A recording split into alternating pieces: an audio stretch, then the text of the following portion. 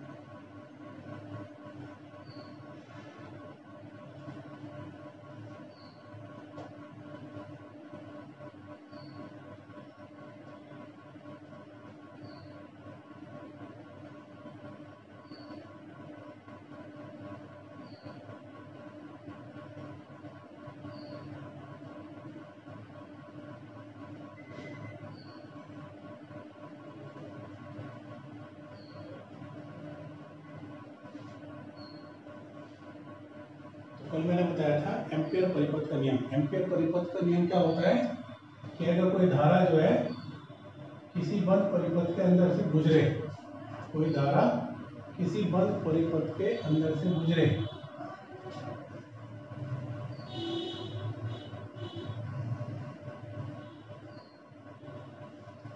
तो धारा के कारण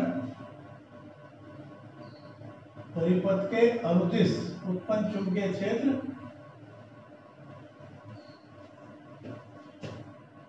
परिपथ के अनुदिश उत्पन्न चुंबकीय क्षेत्र धारा का μ0 गुना होता है। फिर सुनिए, अगर कोई धारा किसी बंद परिपथ के अंदर से गुजरे तो धारा के कारण उत्पन्न चुंबकीय क्षेत्र परिपथ के अनुदिश उत्पन्न चुंबकीय क्षेत्र धारा का μ0 गुना होता है। ठीक है, तो ये एम्पियर परिपथ का नियम है। लेकिन अगर एम्पियर परिपथ के नियम को हम किसी ऐसे परिपथ के अंदर लगाते हैं जिसमें किसी संधारित्र को आवेशित किया जा रहा है या निरावेशित किया जा रहा है, तो जो ये नियम है ये विसंगति उत्पन्न करता है ना। यहाँ पे ये धारा बह रही है, ये संधारित्र है, ठीक है। तो इसके कारण अगर हम P के ऊपर चुंबकीय क्षेत्र निकालें और फिर इस फिगर के अंदर चुंबकीय क्षेत्र निकालें तो दोनों रिजल्ट डिफरेंट आते हैं।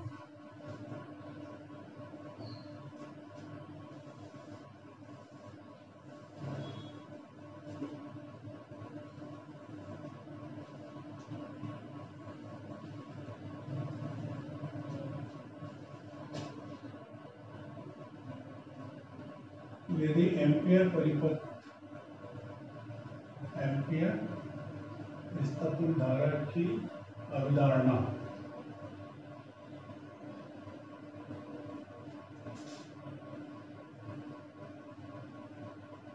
कॉन्सेप्ट ऑफ डिस्प्लेसमेंट करंट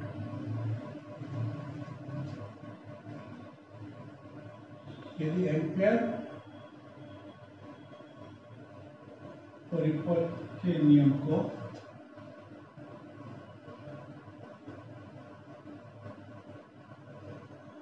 ऐसे परिपथ में लगाए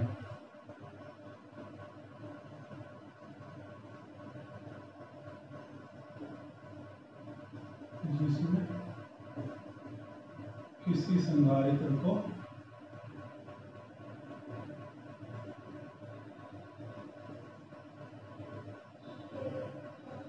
आवेशित किया जाए या निरावेशित किया जाए।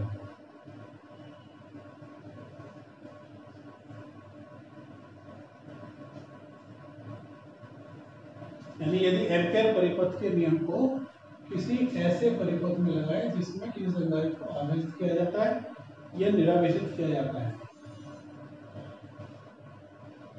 तो एम्पियर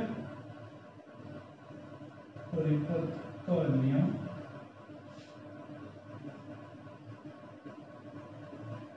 विसंगति दिखाता है।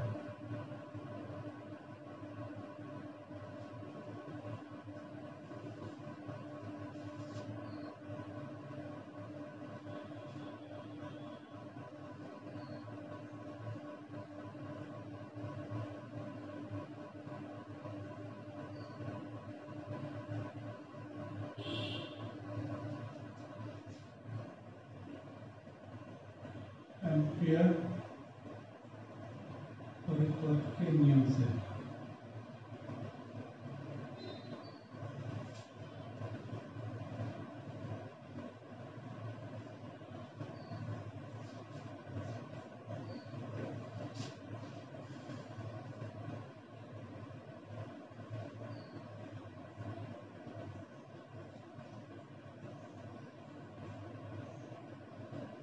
है ना। पहले हम इसके अंदर निकाल रहे फिगर ए के अंदर,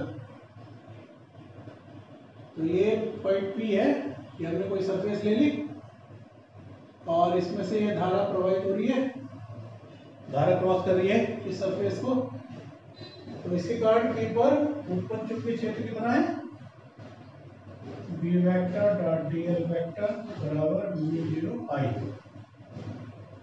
बी और डी एल का समाकलन करोगे तो 2 पाई आर बराबर म्यू 0 आई, है ना। तो अगर इस तरीके से हम निकालते हैं और सरफेस को यहां पे मानते हैं, तो पी के ऊपर मैग्नेटिक फील्ड है इतना, और अगर हम इसको अंदर तक मानते हैं सरफेस को,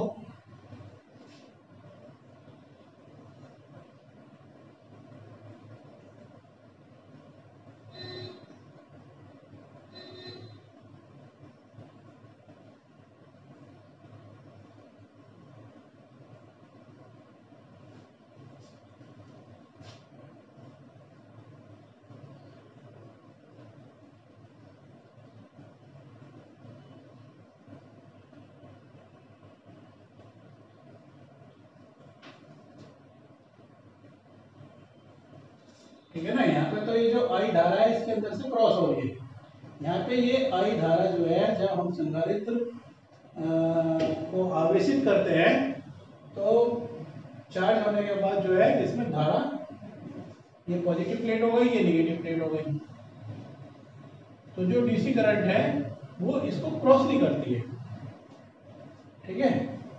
तो इस फिगर के अंदर जो है पी के ऊपर मैग्नेटिक फील्ड कितना हो गया, 0, क्योंकि यहाँ पे आई की वैल्यू 0 होती है, यहाँ पे कोई करंट क्रॉस नहीं कर रही, यहाँ पे आई करंट इसको क्रॉस कर रही है सरफेस को, ठीक है। फिर समझ लीजिए यहाँ पे ये आई धारा है सरफेस S1 को क्रॉस कर रही है, यहाँ पे ये आई धारा जो है सरफेस S2 को क्रॉस नहीं करती है, क्योंकि यहाँ प्लेटों के बीच में करंट का फ्लो नहीं होता, ठीक है। तो इस फिगर में तो P पे मैग्नेटिक फील्ड इतना है, इस फिगर में P के ऊपर मैग्नेटिक फील्ड इतना है। तो ये जो है दो रिजल्ट शो कर रहा है हमारा यहाँ पे नियम, जो एम्पियर परिपथ का नियम है, ये दो रिजल्ट शो कर रहा है।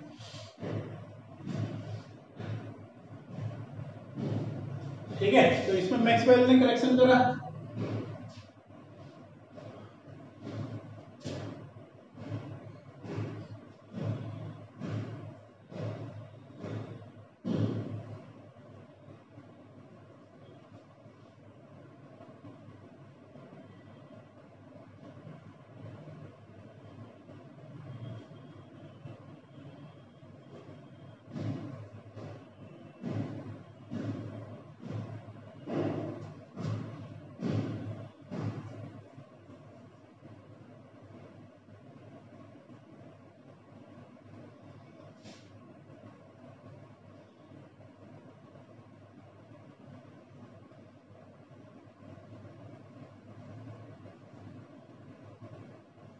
विसंगति दिखाता है।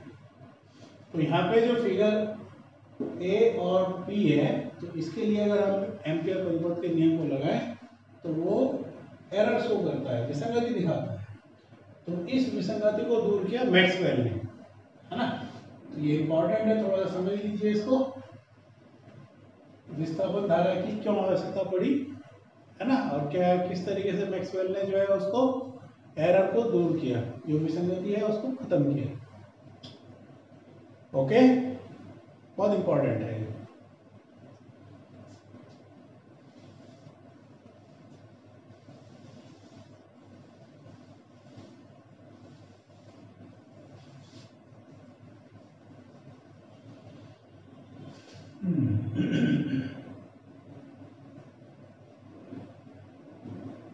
मैक्सवेल के अनुसार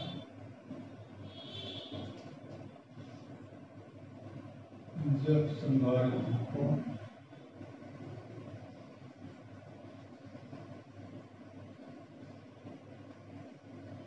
आवेशित किया जाता है या निरावेशित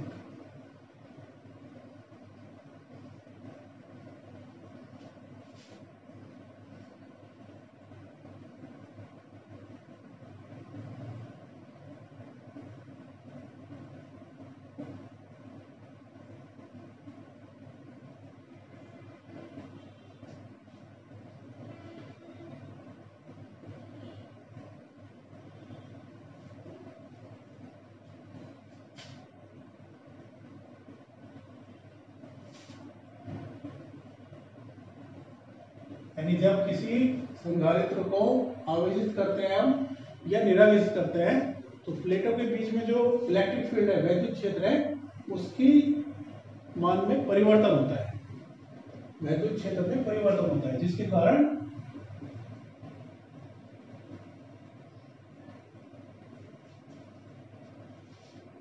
प्लेटों के बीच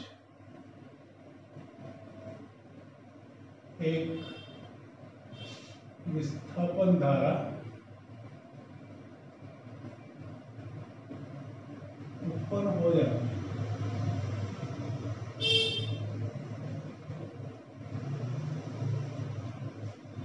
है ना।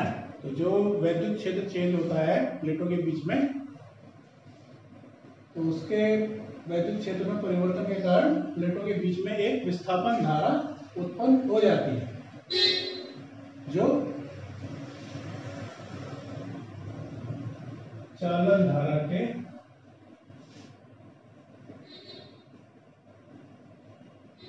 बराबर होती है। चालन धारा के बराबर होती है, ठीक है ना। यहाँ पे तो ये आईसी करंट है, और यहाँ पे एक करंट उत्पन्न हो जाती है, उसको हम बोलेंगे आईडी। ये चालन धारा तो इसमें नहीं बनेगी, लेकिन यहाँ पे वैद्युत क्षेत्र बदल रहा है, तो एक धारा उत्पन्न हो जाती है, उसको हम क्या बोलते हैं, विस्थापन धारा, डिस्प्लेसमेंट करंट। विस्थापन धारा उत्पन्न हो जाती है जो चालन धारा के बराबर होती है। अतः मैक्सवेल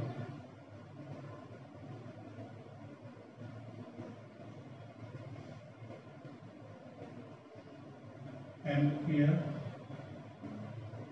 परिपथ के नियम से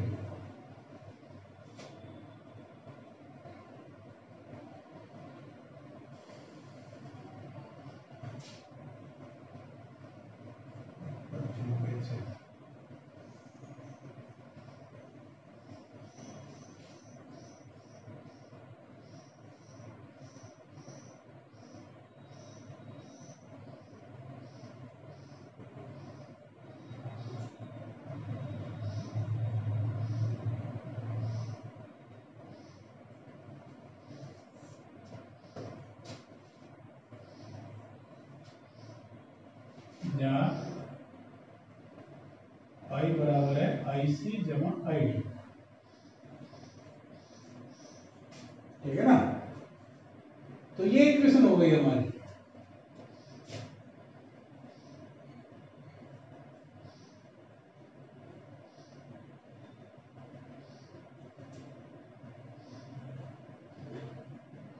अब ये इक्वेशन जो है इन दोनों फिगर के लिए लगाओ।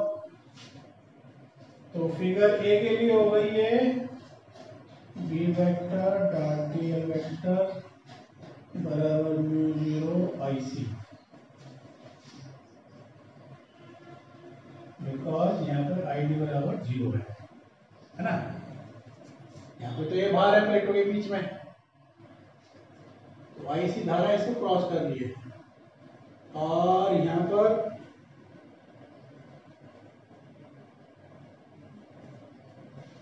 इस वाली फिगर के अंदर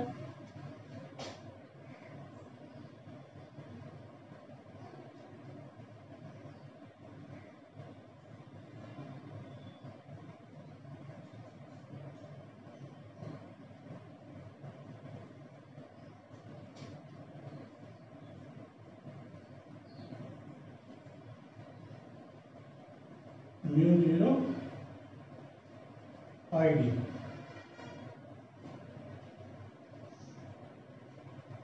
है ना। यहाँ पे चालन करंट 0 है, यहाँ पे चालन करंट 0 है, और यहाँ पर डिस्प्लेसमेंट करंट 0 है, ठीक है। जहाँ I बराबर IC जमा ID, IC बराबर है ID बराबर I,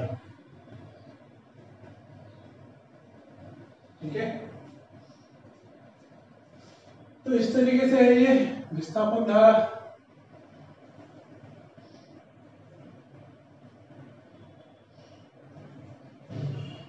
तो विस्थापन धारा की क्यों आवश्यकता पड़ी कि जो एम्पियर परिपथ का नियम है उसको जब हम ऐसे एक सर्किट के अंदर लगाते हैं जिसमें कोई संधारित्र को आवेशित कर रहे हैं हम या निरावेशित कर रहे हैं, तो वो जो है एरर्स को करता है, विसंगति आ जाती है हमारे रिजल्ट्स के अंदर, है ना। पी के ऊपर अगर मैग्नेटिक फील्ड को कैलकुलेट करें तो दोनों रिजल्ट अलग अलग आते हैं। तो इस विसंगति को दूर करने के लिए मैक्सवेल ने उसने करेक्शन किया और I की जगह उसने क्या रखा, IC जमा ID। IC है चालन धारा और ID है डिस्प्लेसमेंट करंट। एग्जाम के लिए ये जो चैप्टर है इसको हाथ के हाथ तैयार कर लेना, मोस्ट इम्पॉर्टेंट चैप्टर है। थोड़ा सा मुश्किल भी है समझने में, लेकिन अगर आप कोशिश करेंगे तो इसमें से जो 2-3 नंबर के क्वेश्चन आते हैं उनको आप कर लेंगे, ठीक है। ओके,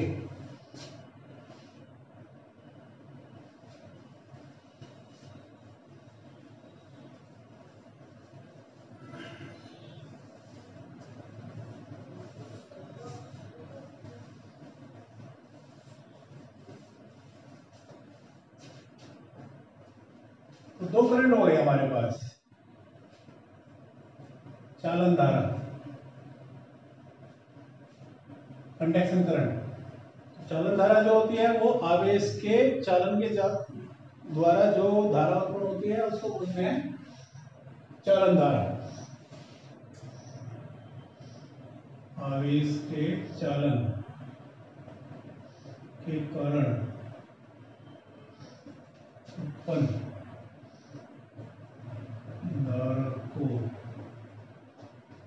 चालन धारा कहते हैं।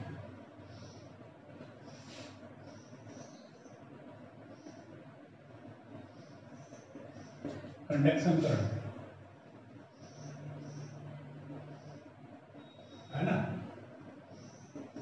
इस सर्किट के अंदर इलेक्ट्रॉन गति कर रहे हैं या प्रोटॉन गति कर रहे हैं तो उसको चालन धारा बोलते हैं।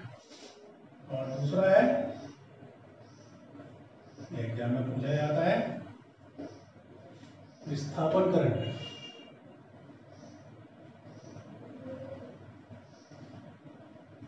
Displacement current.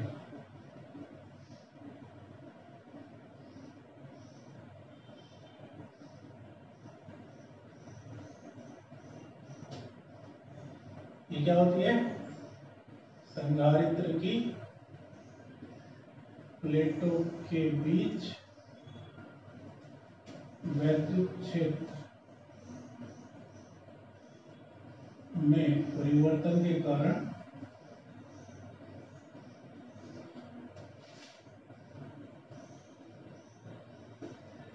वैद्युत क्षेत्र में परिवर्तन के कारण उत्पन्न धारा को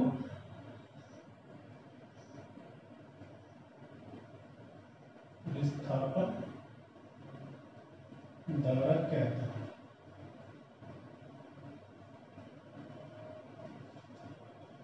ठीक है, एक सवाल और पूछा जाता है, ये होता है आईडी बराबर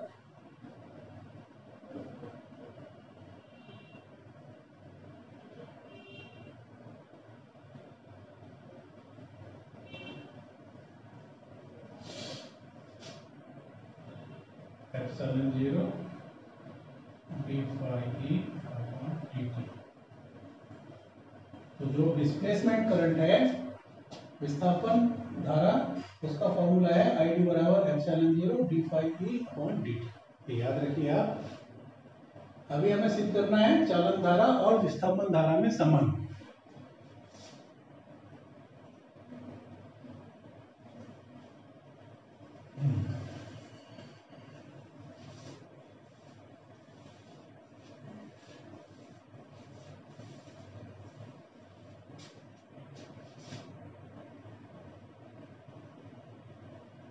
चालन धारा विस्थापन धारा में संबंध।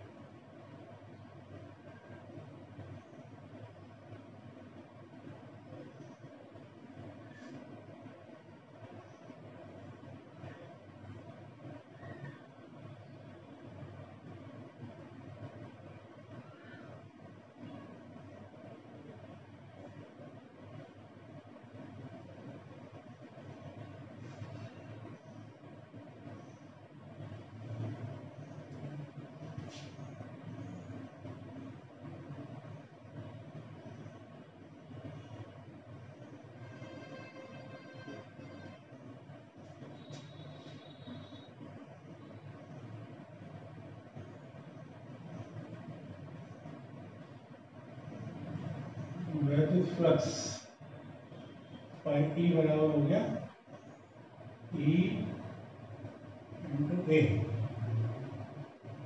है ना। और दो आवेशित प्लेट हैं तो उनके बीच में इलेक्ट्रिक फील्ड होता है ई बराबर सिग्मा अपॉन एप्सिलॉन 0।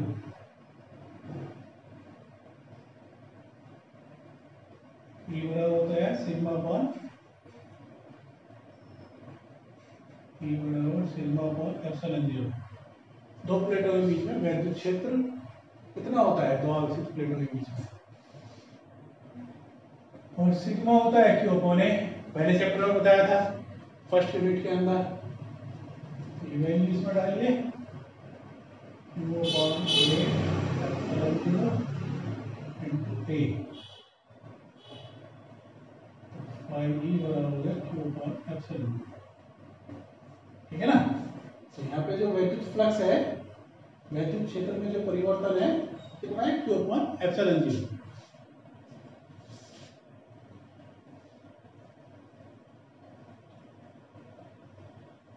बच्चों की विस्थापन धारा, विस्थापन धारा का फॉर्मूला होता है आई डी बराबर epsilon 0 D phi E on D T.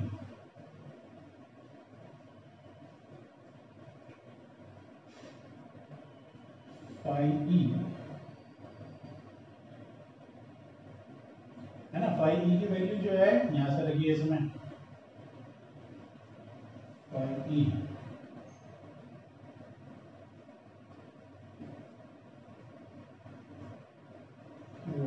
Epsilon 0, कटिए एप्सिलॉन 0, तो आई डी बराबर हो गया D Q upon D T, और इसको बोलते हैं हम आईसी, है ना, प्रवाहित आवेश की दर, यानी यह रिलेशन आई डी बराबर आईसी। ये क्वेश्चन एग्जाम में पूछा गया था लास्ट ईयर। चालन धारा और विस्थापन धारा में संबंध बताओ। तो चालन धारा और विस्थापन धारा जो है वो मैग्नीट्यूड में बराबर होती है।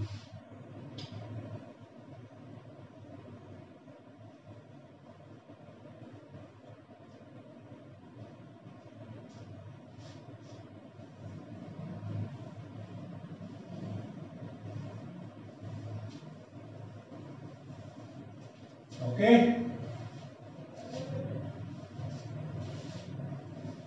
आई होप आप इस चैप्टर को अच्छे से तैयार करेंगे।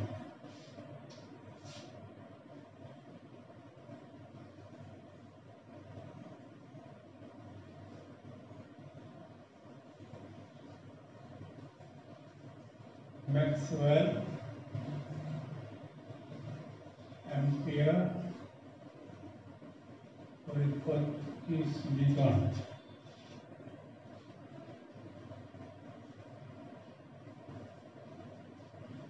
ये होता है D vector dot DL vector mu 0 IC plus ID.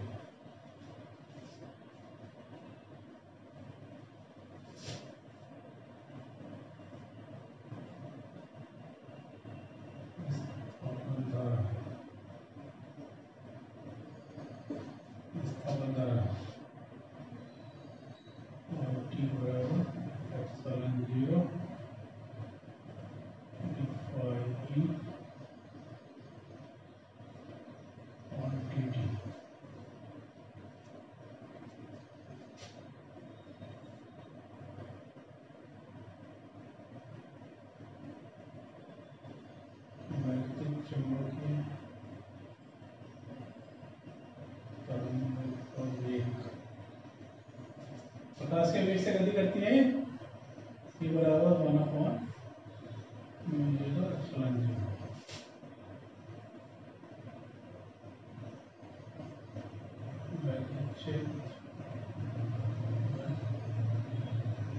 चुंबकीय क्षेत्र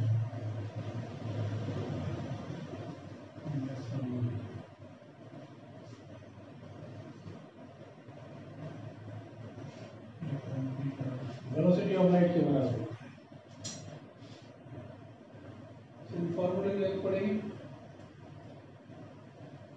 तो इसकी जो प्रॉब्लम्स हैं कल डिस्कस करेंगे। आप इस चैप्टर को अच्छे से समझने की कोशिश करिए और एग्जाम के लिए हाथ के हाथ इसको तैयार करिए, ठीक है। कोई बात नहीं समझ में आती, you can ask. Okay, good day, bye.